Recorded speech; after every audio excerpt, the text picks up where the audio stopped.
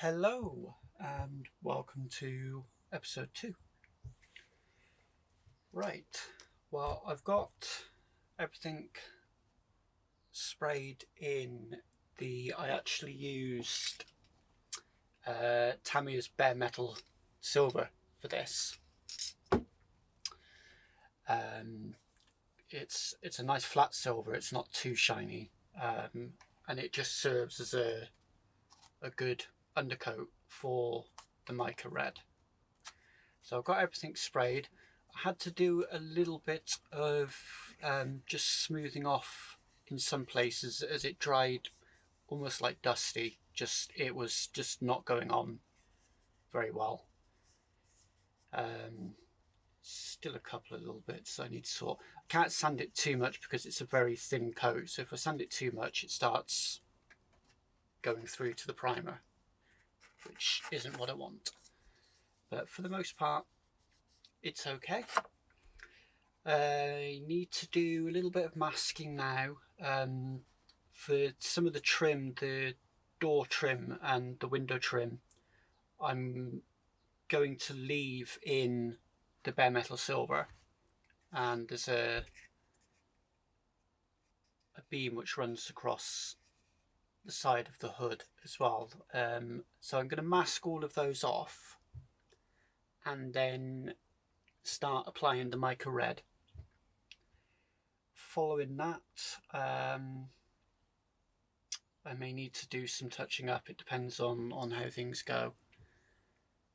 So I will get off and do that, and I will try and keep these videos, or this video, somewhat shorter than the last one, as it ended up being way longer than I realised it was going to be. Hopefully that won't be the case anymore, so you won't have to wade through a feature-length episode next time. So I'll come back when I've done this masking and applied the mica red. Hello and welcome back. So just quickly before I get on to the colour coat, I'll just quickly show you that, try not to drop it, I've masked these off. I was able to get them quite neat. I was actually mildly impressed. So after I've sprayed the mica red, I'll remove the masking tape, and that should leave that as a silver trim. It may need some touch up afterwards because of the length of the time that the masking tape will need to be on. I will try and remove it as soon as I possibly can after spraying the mica red, but it's not always possible. Hopefully there won't be any issue. The silvers have plenty of time to dry, so it shouldn't be any peel or residue left on, but there may be. We'll worry about that if we need to. And same with the doors, they've been done as well, so that's all ready. So I can get on with putting down the colour coat. Again, as I said before, I'll be using the mica red. I'm undecided of whether I'm going to rattle can this or decant and go through my airbrush.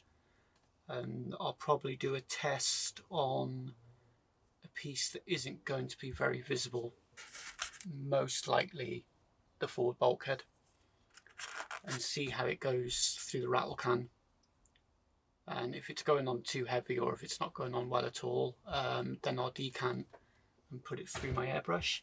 There's lots of fine detail, which is why I'm reluctant to use the rattle can, as it tends to go on quite thick depending on how you spray it, but we'll see. So when I come back, this should all be a nice deep metallic red. Right then, so we have the clear coat down. For the most part it went okay. It's not massively glossy, but it doesn't need to be at this stage. It just needs to be smooth, which it is. It's not quite dry yet, it's still drying. Just loose fitted the bulkhead in there, as you can see.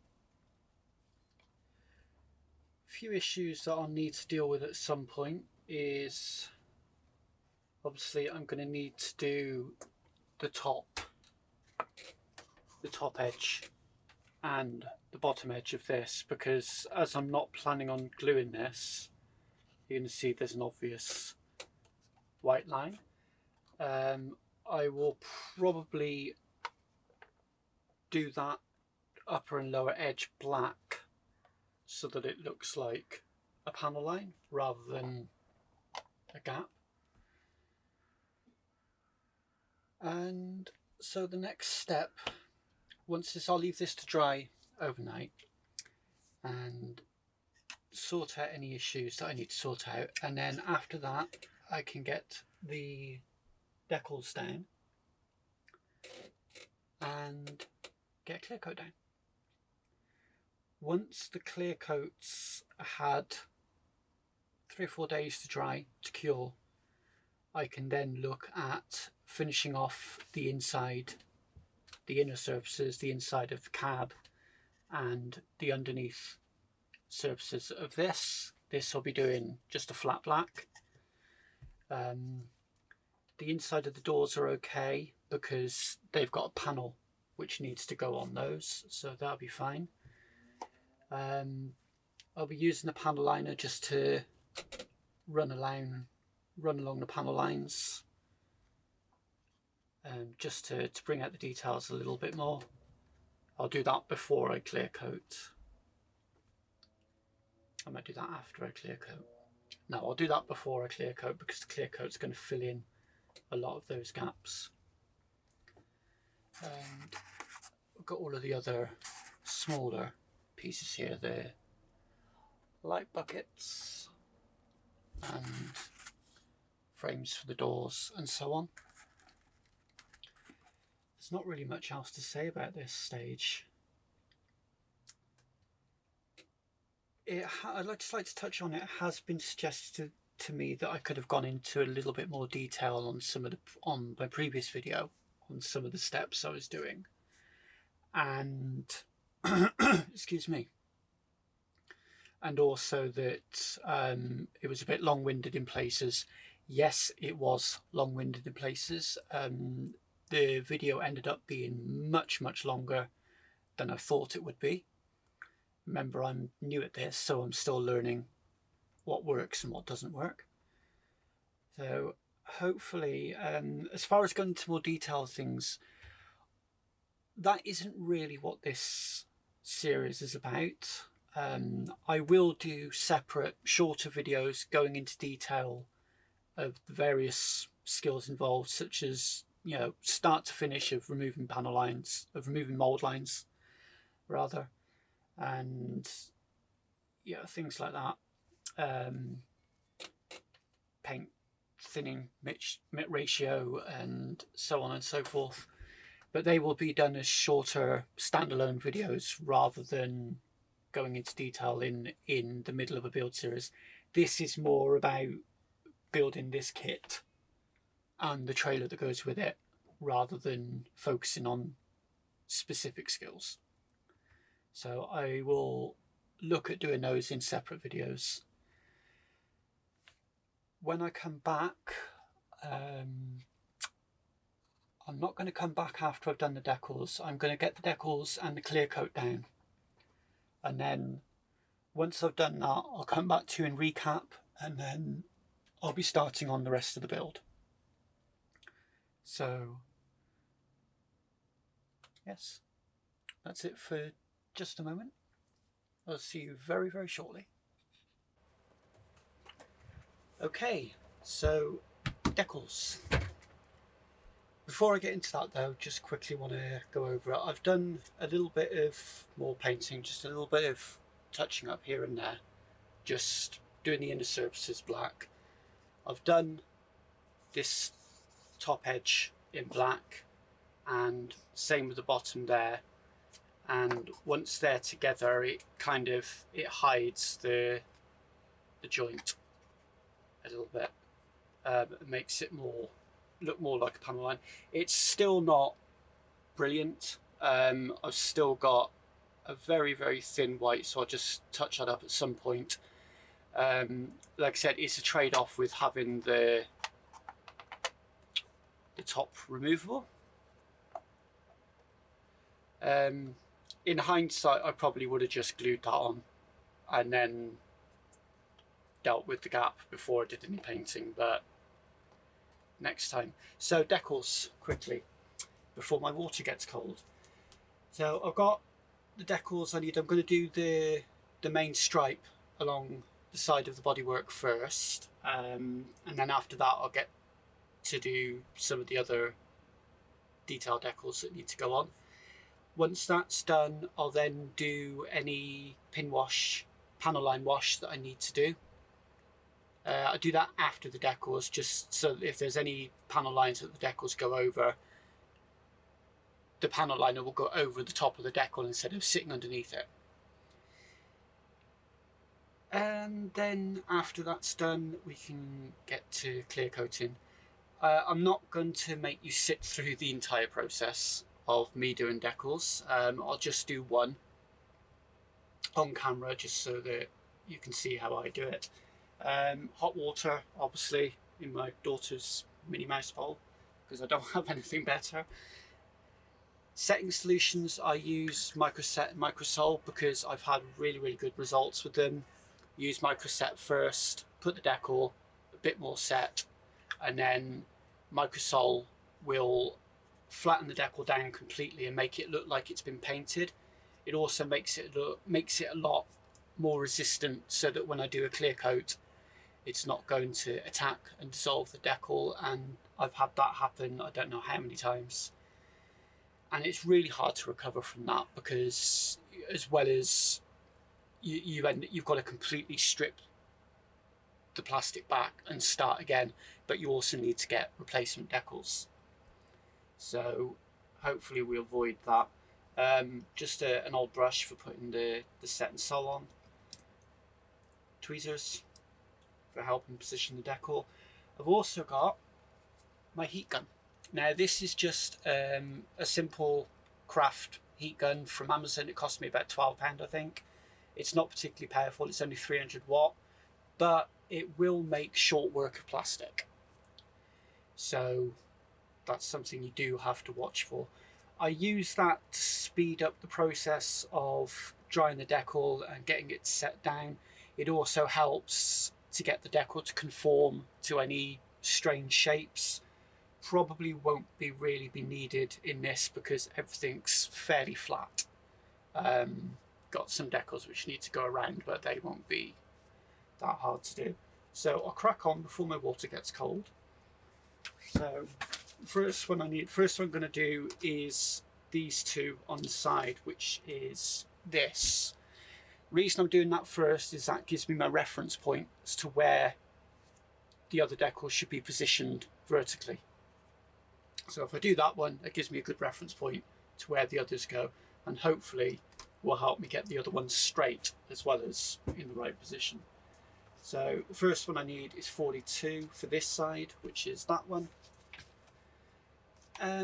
Process is fairly simple. You're doing several things at once. What I do is I need some tissue paper. It's the one thing I forgot to get ready. So just bear with me 1 second while I reach behind. So what I tend to do is I get the decal soaking first. Well, I say soaking because the water's quite hot. It doesn't really need to soak. It's just a dip. And then while that's just sitting, soaking a little bit more, I'll apply some Microset to where it's got to go. Now, the way I do this is, you see you've got the numbers for the decal. I will dip the decal in water until those numbers come off on their own. And then I'll take the decal out and just sit it on the tissue paper just to try not to throw it in like I just did then. I know this is going to be really difficult to see on camera because of the angle of my camera, but just waft it and see it in there. The numbers come off very quickly. I'll just sit that aside on the tissue paper. Excuse me, I've got a really dry throat today. then I know where this needs to go. So just brush on. You will find the only problem with placing decals on a glossy surface, which you should try to do because it does make him a lot easier to position and it reduces the chance of getting any silvering. The only problem with that is you get incredible surface tension, and as you can see, the setting solution just doesn't spread out. Microsol, I've noticed, does go down a little bit better, but I try to avoid using that because it instantly starts to dissolve the decal as soon as you've got it. Unless you can get it bang into position straight away, that's going to give you some problems. So that should be, you see, that's nice and movable now. So it's just a case of getting it roughly into position off the backing paper. And then you always end up moving it. And just work it gently into position.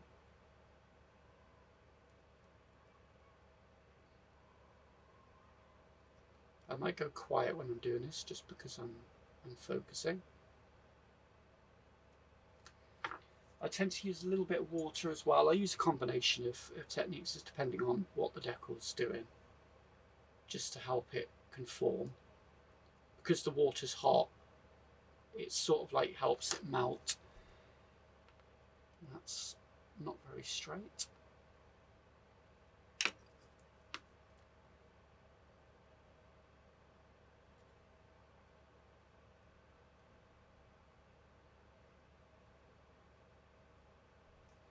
The other thing you need is some Q-tips as well. I use a couple of different sizes. I use the normal ones, and I also use some very small hobby ones as well.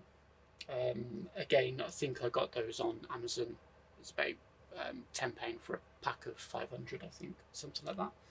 Dip your cotton tub in the water and just dry it off on your paper towel, and then you can just gently roll it over the decal to help flatten it down, and also squeeze any water out from underneath it.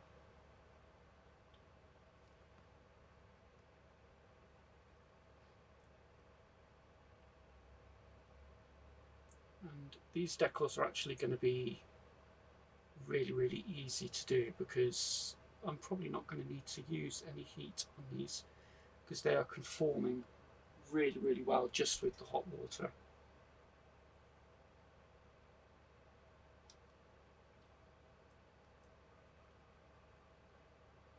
I could have done with being a little bit further forward, but that's fine.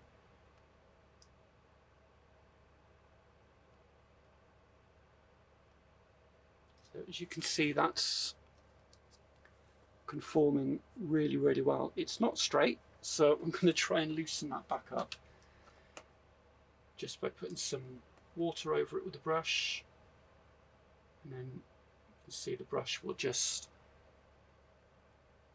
slide underneath and just free it up. Again, combination of techniques depending on what works. I just need to gently lift the decal up just to reposition it slightly. There we go. You see, it probably didn't see that, but it just moved a little bit.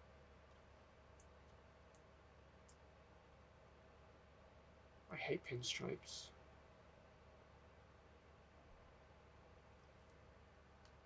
So I'm just doing that with my eye.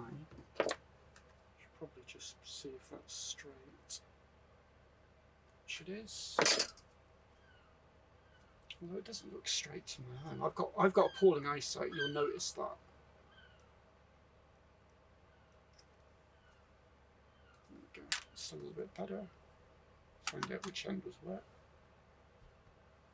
No, that's because it's a different one. And then just repeat what you've just done. You've got to be careful doing this because sometimes you can twist the decal as well. You don't need much.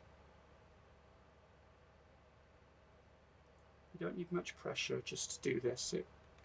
Like I said, it will depend on the decal. Some manufacturers' decals are really thick. Some are incredibly thin and will just tear and rip and destroy themselves if you look at them the wrong way. Not mentioning any names, Trumpeter. I actually, when I was doing an F14 I did several years ago in 132, I actually had to order a complete set of aftermarket decals because the main decals, when I went to put them on the nose, they were just so thin that they just destroyed themselves. The thinner the decal, yes, it's great because it's a lot easier to get to conform and it just looks so much better, but sometimes they just take it too far and they're just very, very difficult to work with. I know others have had really good success with the decals that come with that kit. At the time, I guess it was just beyond my skill set. So there you go. That's gone down absolutely lovely and it's very flat. I'm just trying to make sure this is on camera. That's better. So you can see that's gone down very flat. All of the fine rivet details is coming through. Normally with, say for example, Tamiya decals are known for being a bit thick. So they can take a little bit more work to get to go like this. I'm not going to put any microsole down for now because it's clearly not needed, and I'm not going to use any heat either because again it's clearly not needed. So that's gone down really nice and it's curved around the front edge here so that when the hood is mounted on and the corresponding decal on there, it's going to look really, really nice. It's going to meet up really well. What I will probably do before I do the decal on the side is just use a bit of tape just to mask and hold this in position, just because it will be easier then to get this one lined up rather than doing it separately, having to try and fit it to check. It'll be easier just for me to hold that in position with some tape and then I'll be able to get it lined up like that. So that's all I'm going to film with regards to decals because there really isn't that much else to say about them. I will come back when I've finished the pinstripes and I'll maybe film putting some of the other smaller decals on. I don't know. I'll decide that when I get to it. I don't want you guys to be sitting there watching me do this. This will probably take me several attempts because my water goes cold really, really quick. And I find if working with lukewarm water, it just makes the process a lot harder. You don't want the water boiling, but I literally just boil the kettle, fill my bowl up, and then by the time I get out here and get sorted, the water's cooled down enough that it's not going to destroy the decal. Obviously each kit's decals vary slightly, so most of the time kits will have decals that aren't used if it's got alternate colour schemes. I normally just use one or two of those just to check how they react to the water, just so that you don't destroy a decal that you need. And then yeah, so that's it. So I will see you shortly once I've finished all of these. Okay, so that's most of the decals done now. Certainly the ones that I need to get done before I can clear coat. I've got everything loosely fitted together, all taped together, so I'm not going to pick it up because it'll just fall apart. So hopefully you can see that on the camera. I have used a panel liner just on the hinges. Just see, I've just picked out the detail on the hinges for the doors and around the door handles as well, just to give them a little bit more definition. I didn't do it around the trim, to be honest. It didn't really need it. That stands out quite well on its own. Wasn't really any issues with the decals. They went down very, very well. Quite impressed with the decals actually. They were very easy to work with, fairly easy to get straight, although this side is slightly lower, slightly higher, no, slightly lower than the other side. I'm not sure why, because again, same with the other side, I did this one first and this one is in the same position, so I'm not sure how they've ended up slightly out of line, but it's a fraction of a millimetre. It's probably only me that's going to notice that, to be perfectly honest. So that's pretty much ready to be clear coated now. Don't think I've got anything else I need to do before I can get the clear coat down. I might just do the inner edge of redo that into silver, because that's currently red, the inner surface of that, and it should be silver to match the outside of the frame. I'm not going to bother with the inside of the frame. The doors, I am still planning on having the doors openable.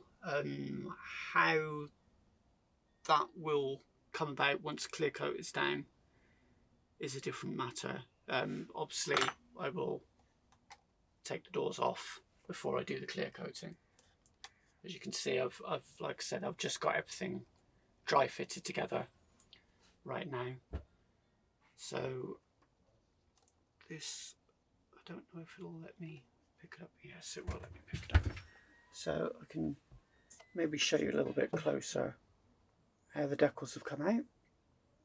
As I said, they went down very well. There's not really much else to say about them, to be honest. Fingers crossed the clear coat won't attack them, but it shouldn't do, because the microsole that I put down, it does bed them down really nicely, and it offers a certain amount of protection against the clear coat. I'm not going to cover the clear coat on camera because I've got a separate video on my channel for that already. So when I come back, this should all be nicely clear coated and very shiny, and then that can be set aside and I can start with the rest of the build. Once I come back after doing a clear coating, that should be it for this episode. Hopefully I've kept it much shorter, but with me waffling on like I'm doing now, that might not be the case. So we'll come back after I've done the clear coating and then we'll assess. So just very quickly, while I'm part the way through doing the clear coating, just wanted to very quickly, while I wait, just go through.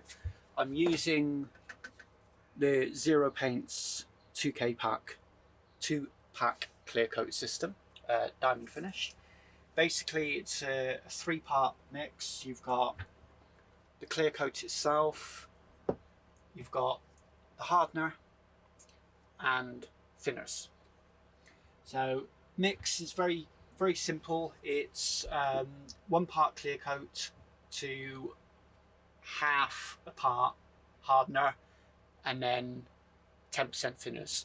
What that means, so say for example I used 10ml of the clear coat itself, I would need to mix with that 5ml of the hardener, and that will give me 15ml in total. I then add 10% thinners to that total. What a lot of people get confused with is they think that it's the way the ratio is laid out. It's, you know, say you do it in percentages, it's 100% clear coat, 50% hardener and 10% thinners. They automatically assume that that would mean 10%, the thinners means 10% of the 100% clear coat, and that's not what it means. The final ratio is the percent of the result of the hardener and the clear coat together. So 10ml clear coat, 5ml hardener will give you 15ml, so your 10% would be 1.5ml, not 1ml, if that makes sense. So that's the ratio. I airbrushed that at around about 22 psi through a 0.6 needle. You can use a 0.4, but you quite often find that it's still quite a thick mix because you don't want it too thin because it will attack the paint. So you still end up with quite a thick mix, and if you put it through a 0.4 needle, it does have a habit of clogging up, or you get clumps on the tip, which will then eventually dislodge and go into your clear coat. So this has had one coat down, just an initial tack coat. You can see it's not particularly shiny, it's quite orange peely. That's fine, that's what you want for the first coat. You give that about between 5 to 10 minutes. I normally give it 5 minutes plus the time it's taken me to spray all of the parts as well, so it normally ends up about 10 minutes. And then you put a second coat on.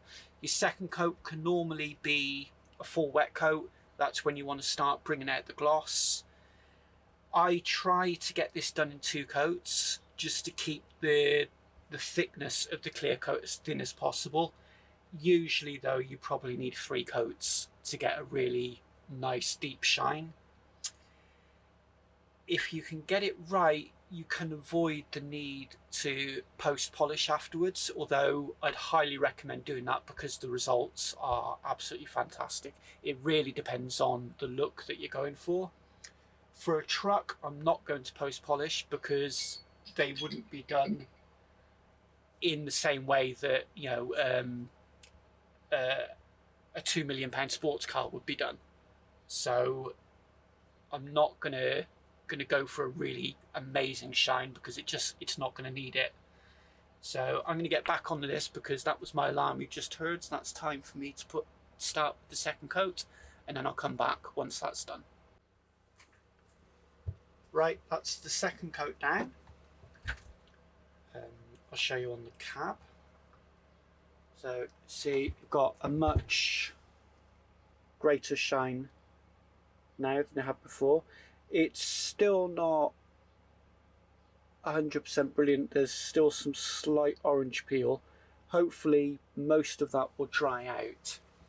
Now if this was a car, I would probably either do a second coat, do a third coat even, after this has had chance to flash off a bit, or I would start to think about planning out post-polishing because this has gone on quite thick so far, so ideally I wouldn't want to put another coat on. So I would probably seriously consider post-polishing. I'll cover that in another video at some point in the near future. I've got a car, a 1/12 scale Porsche that I'm planning on doing in the near future, so I'll probably post-polish that because that's quite a big, nice kit. See an example of where you don't need any post-polishing, although there is some orange peel appearing on that now as I'm looking at it. But for a truck, that's quite an impressive shine. And that's not something, like I said, I would want it a little bit better, but that would require post-polishing, which, like I said, I'm not going to do, not for a truck. Let's see if I can get the hood. The wheel arches on the hood came out really nicely. I was quite impressed with how they come out. Just trying to get some reflections so that you can see the sort of shine I'm talking about. So this will all need to be set aside for a few days at least to dry. So in the meantime, I'm going to start with the rest of the truck. I think the chassis is first, I believe. Just double check. Yeah, so it's the chassis first. So I'll work on that. Then we've got the engine to do. I'm not sure what I'm going to do with the engine yet, whether I'm just going to do it as a brand new engine or do a lot of chipping on it.